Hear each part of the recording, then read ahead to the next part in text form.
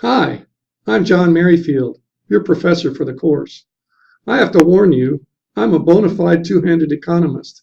President Harry Truman once got so frustrated with his economic advisors that he demanded one-handed economists. I think President Truman failed to find an economist that would give him advice that didn't start with, on the one hand. Also, as a two-handed economist, there's a risk I will live up to the storyline recently forwarded by my wife. After telling a patient she would only live another 6 months, a doctor suggested she marry an economist. It will make the 6 months seem like forever. Then again, 25 years married to her, says maybe the risk is small. She says I'm never boring, so maybe my professional and personal guideposts work despite the liability of being a two-handed economist. They are serious academics with a sense of humor, make a positive difference. Truth in labeling, and most of all, the fun never ends unless you let it. Really. So, for example, you can let the fun end if you fall behind or by not carefully reading the assigned items and reading as much of the optional stuff needed to get to duh. Since officially, economics is the sometimes painful elaboration of the obvious, you'll know when you studied something enough the right way.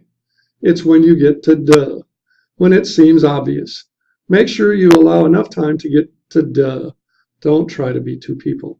You know that memorizing what you don't understand ends the fun right away. It will never get you to duh. Practicing the use of economic concepts will get you to duh.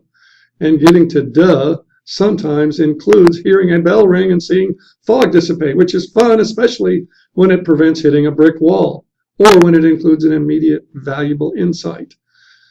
Then the bell sounds like an old cash register. Ka-ching! The fun also ends when you have a clarification need that you failed to raise in the online discussion forums. That online discussion process often rings many bells at once, which is fun. It's the question multiplier at work. Clarification sought by one usually yields clarification for many. Make a positive difference there for yourself and others. Required courses are especially susceptible to bad attitudes that allow the fun to end. Avoid that trap. Find value in all of your circumstances, chosen or imposed.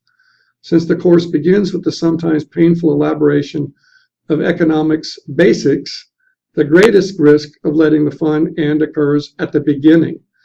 The firm foundation that you build will quickly lie unseen underneath a beautiful building, a firm foundation for a fun and prosperous life.